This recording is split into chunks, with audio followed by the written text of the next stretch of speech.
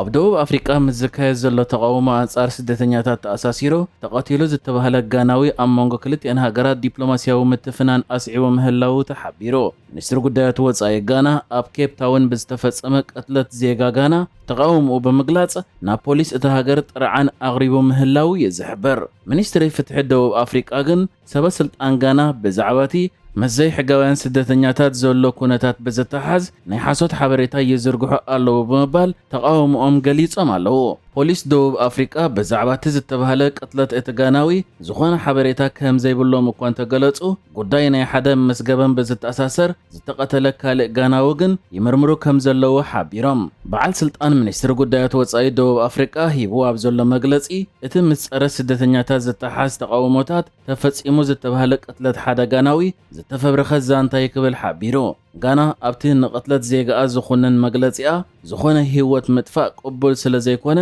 እቶም ተሓተቲ ብዘይ ወዓል ሕደር ናብ ቤት ፍርዲ ክቐርቡ ኣለዎም ክትብል እያ ጠሊባ ዘላ። ኣብ ጋና ብሓደ መደበር ሬድዮ ናይቲ ሃገር ወፂ ኣብ ዘሎ ሓበሬታ እቲ ዝተቐተለ ጋናዊ ኣብ ደቡብ ኣፍሪቃ ን20 ዓመታት ዝነበረ ሰፋይ ክዳውንቲ ምዃኑን በቶም ጸረ ስደተኛታት ዘንቀሳቐሱ ደቡብ ኣፍሪቃውያን ብጢት ከም ዝተቐትለን ይሓቢሩ። ርእሱ ናብ ሃገሩ ንምምላስ ሚኒስትሪ ጉዳያት ወጻኢ ጋና ጻዕርታት ይካየድ ከም ዘለውን ተገሊጹ። ከም ዝፍለጥ ኣብ ደቡብ ኣፍሪቃ ኣንጻር ኣፍሪቃውያን ስደተኛታት ዝቐንዐ ዝግበር ዘሎ ተቃውሞታት ነቲ ሃገር ምስ ብርክት ዝበለ ሃገራት ኣፍሪቃ ኣብ ፍሕፍሕ የእቲዋ እዩ ዘሎ። ብፍላይ ድማ እተን ዜጋታተን ወኪለን ኣጉሊሐን ዝዛረባ ዘለዋ ጋና፣ ናይጄርያን ደቡብ ኣፍሪቃ ኣብ ዲፕሎማስያዊ ምትፍናን ኣትያ ምህላዋ ይፍለጥ። ናይጄርያ ድሮ ብዛዕባቶም ካብ ደቡብ ኣፍሪቃ ዝተሰጎጉ ዜጋታታ ካሕሳ ክትሓትት ምዃና ኣፍሊጣ እያ ዘላ። ኣፍሪቃውያን ስደተኛታት ካብ ደቡብ ኣፍሪቃ ክወፁ ዝሓቱ ምንቅስቓሳት ገደብ ግዜ ኣቐሚጦም ዝነበሩ ኮይኖም ድሕርቲ ናይ ግዜ ገደብ ድማ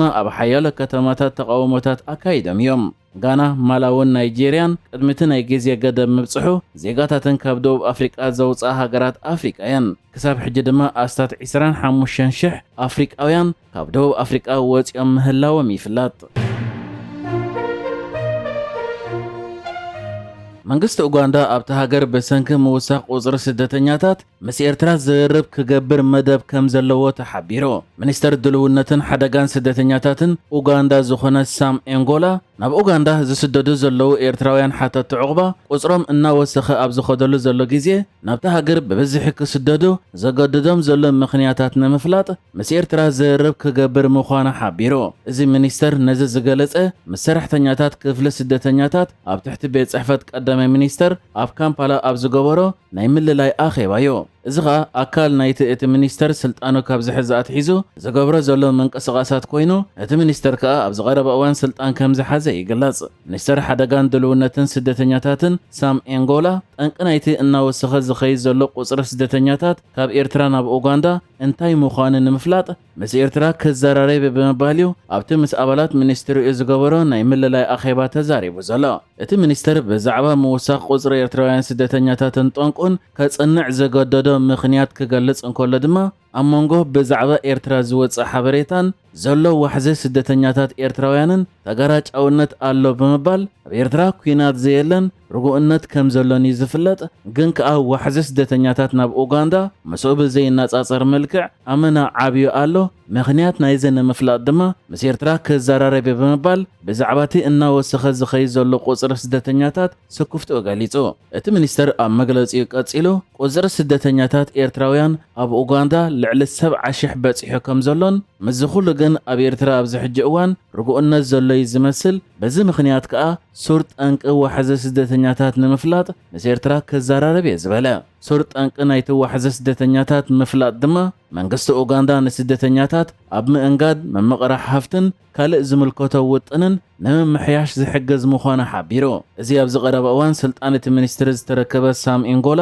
ቀዳምነታቱ ኣሰራርሓ ስርዓተ ምሕደራ ስደተኛታት ብዝበለጸ ምርዳእን ኣብ ውሽጢ ቤት ጽሕፈት ቀዳማይ ሚኒስተር ምውሃድ ምሕያልን ምዃኑ ገሊጹ እዩ። ከም ዝፍለጥ ኡጋንዳ ኣብዚ እዋን ኣብ ዓለም ካብቶም ዝበዝሑ ስደተኛታት ኣፍሪቃ ዘለዎ ሃገር ኮይና ካብ ደቡብ ሱዳን፣ ዴሞክራሲያዊት ሪፐብሊክ ኮንጎን፣ ቡሩንድን ኤርትራን ሓዊሱ ብመኣይት ኣሽሓት ስደተኛታት ዝርከብዎ ሃገር እያ። እታ ሃገር ከዓ ክፉት ማዕፀነ ስደተኛታት ዝብል ፖሊሲ ዘለዋ ኮይኑ እዚ ፖሊሲ ድማ ብዓለም ደረጃ ሰፊሕ ናዳ ክትረኽበሉ ዝኽኣለት ኮይና ኣብ ማሕበራዊ ኣገልግሎታትን ሰብኣዊ ምወላንግን ጸቕጢ ኣጋጢምዋ ምህላው እዩ ዝሕበር በዚ ኸኣ እታ ሃገር ንስደተኛታት ብብዝሒ ንምእንጋድ ማሕበረሰብ ዓለም ኣህጉራዊ ደገፎ ክውስኽ ጻውዒት ኣቕሪባ ዝነበረት ኣብ ከምዚ ኩነታት ከዓ እዚ ሓድሽ ሚኒስተር ነቶም ቁጽሮም ኣብ ኡጋንዳ ልዕሊ 70,000 በፂሑ ዘሎ ኤርትራውያን ስደተኛታት ጠንቂ መስደዲኦም ንምፍላጥ ምስ ኤርትራ ክዘራረብ ምዃኑ ዝገልጽ ዘሎ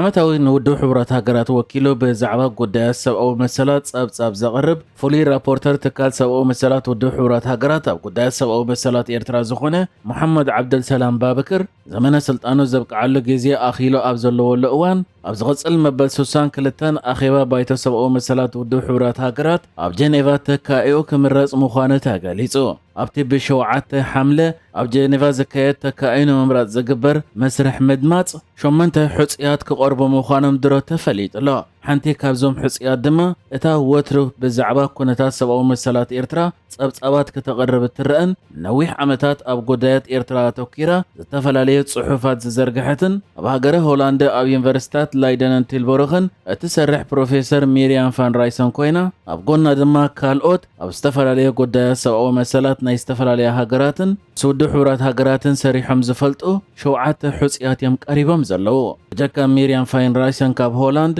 እቶም ካልኦት 7 ሕጽያት ካብ ሩዋንዳ ግብፂ ታንዛንያ ህንዲ ካሜሮን ዮርዳኖስን ጋምቢያን ዝተዋጽዮም ካብዞም 8 ሕጽያት ድማ ዝምረጽ ንሙሐመድ ዓብደልሰላም ባበክር ተኪኡ ፍሉይ ራፖርተር ኣብ ጉዳያት ሰብኣዊ መሰላት ናይ ኤርትራ ኮይኑ ንትካል ሰብኣዊ መሰላት ውድብ ሕቡራት ሃገራት ዓመታዊ ጸብጻብ ከቕርብ እዩ ከም ዝፍለጥ ኤርትራ ካብ ነዊሕ እዋናት ሒዛ እዚ ብውድብ ሕቡራት ሃገራት ዝቖመ ፍሉይ ራፖርተር ሕቡእ ኣጀንዳ ዘለዎ ኣብ ባይታ ዘየለ ጸብጻብ ዘቕርብ ብምባል ጠቕሊሉ ከበቅዕ ክትሓትት ዝጸንሐት ኮይና ክሳብ ሕጂ ግን ሕቶኣ ኣወንታዊ መልሲ ከይረኸበ ይጸኒሑ ሕጂ ድማ እቲ ዝጸንሐ ፍሉይ ራፖርተር ብሓድሽ ፍሉይ ራፖርተር ዝትካእ እዩ መሲሉ ዘሎ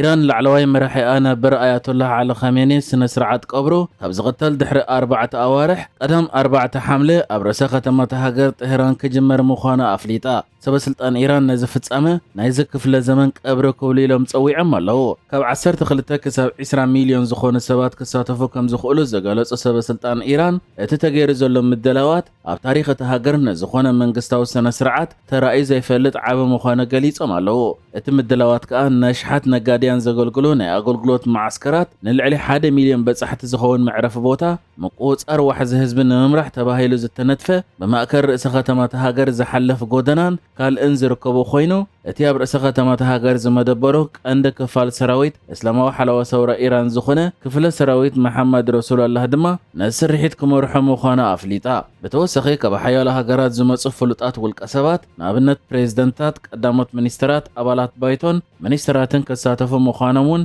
ሰበስልጣናት ሃገር ገሊጾም ኣለዉ ልዕሊ 800 ዝኾነ ጋዜጠኛታት ወጻኢ ድማ ነዚ ፍጻመ ክጽብጽብዎ ትጽቢት ከም ዝግበር እውን ኢራን ሓቢራላ